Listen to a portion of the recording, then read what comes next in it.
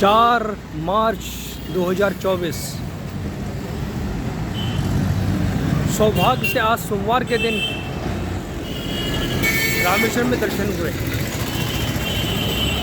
मुझे कल इसलिए रुकना पड़ गया क्योंकि कल दर्शन जो थे बंद थे मंदिर के। अब जो है रामेश्वरम से रामनाथपुरम और रामनाथपुरम से तिरुचिरापल्ली तिरुवन्नामलाई का रास्ता होगा। रामेश्वरम की बहुत कुछ कायापलट हो गई है। ऐसा लगता है जैसे कि बिल्कुल आधुनिक शहर बना दिया हो इसको। वैसे रामेश्वरम से मेरा पुराना संबंध भी है।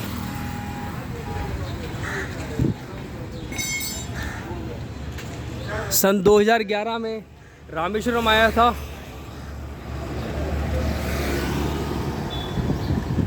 श्री राम सेतु शिला और कावेरी कृष्णा नर्मदा गोदावरी नर्मदा और संगम गंगा यमुना सरस्वती 7 नदियों का जल लेकर भगवान राम के मंदिर निर्माण के लिए अयोध्या गया था मैं यहाँ से पैदल। 117 दिनों में 2657 किलोमीटर चला था।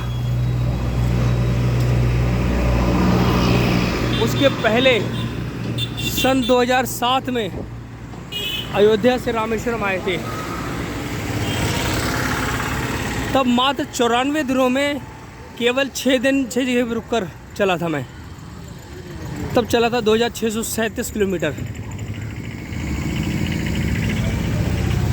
बहुत पुराना गहरा ताल्लुक़ रखता है, अच्छा संबंध है। सौभाग्य है कि रामेश्वरम में तीसरी बार पधारा हूँ।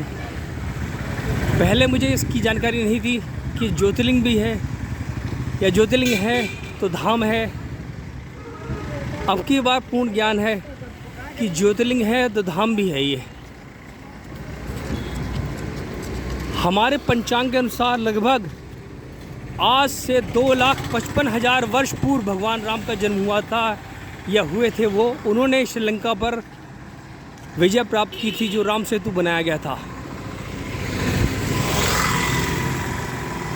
चूँकि आसमान से वायुमंडल से दिखता है धनुष के आकार का, इसीलिए इसका नाम है धनुषकोटि। और जहाँ प्रत्यंचा पर बाण लगाते वहीं पर रामेश्वरम का ज्योतिर्लिंग है। भगवान राम ने पार्थिव लिंग बनाया था शिव पुराण के अनुसार, और उसमें भगवान शिव का आवाहन करा था, तो उसको जो है वो ज्योतिर्लिंग के रूप में स्थापित हो गया, क्योंकि उसमें भगवान शंकर जी स्वयं पधार गए।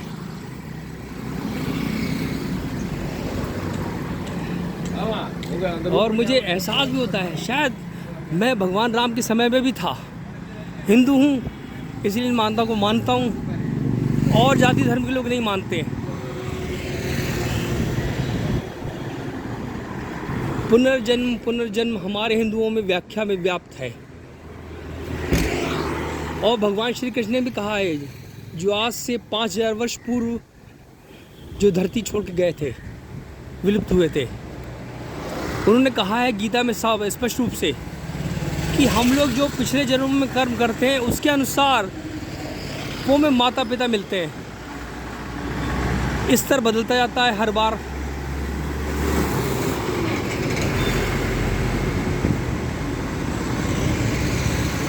अब हम चल पड़े हैं 6 सितंबर 2023 में पदयात्रा शुरू करी थी 12 ज्योतिर्लिंगों की और 4 धाम की। सौभाग्य से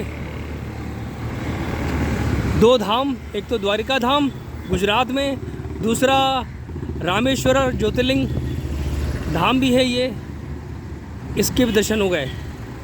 धाम क्यों हुआ ये ज्योतिर्लिंग के बाद? आज से 2350 वर्ष पूर्व जब कोई और धर्म नहीं था, तो आदिगुरु शंकराचार्य जी ने पदयात्रा करी थी।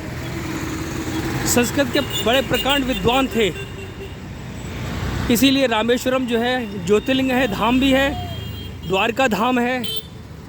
तीसरा धाम उन्होंने बनाया था बद्रीनाथ, और चौथे की मान्यता बनाई थी जगन्नाथपुरी। गुजरात में मेरे 2 ज्योतिर्लिंगों के दर्शन हो गए।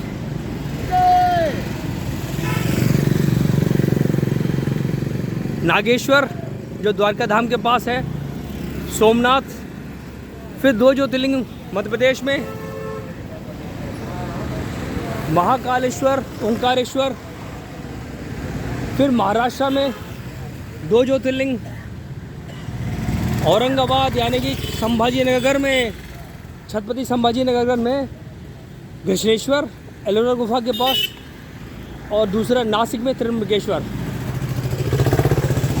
जो झूठा प्रचार प्रसार महाराष्ट्र में चल रहा है कि यहाँ पे परली बैजनाथ है और दूसरा पूना में भीमा शंकर है, शिव पुराण के अनुसार दोनों ही जगह गलत है।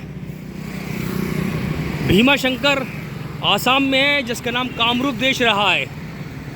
शिव पुराण में स्पष्ट रूप से लिखा हुआ है कामरूप देश में जहाँ पे हाथी गैंडे पाए जाते हैं वहीं पर ही भीमा शंकर है, उसका कारण भी लिखा हुआ है। इसी प्रकार बैजनाथ जो देवघर में है, वर्तमान में झारखंड राज्य कहलाता है, जो बिहार से काट के अलग बनाया गया राज्य, वो वहाँ पर है। अपनी पदयात्रा में मैं 7वें ज्योतिर्लिंग और दूसरे धाम के दर्शन कर चुका हूँ। अब मैं चल चुका हूँ। ओम शिव शंकर, जय भवानी।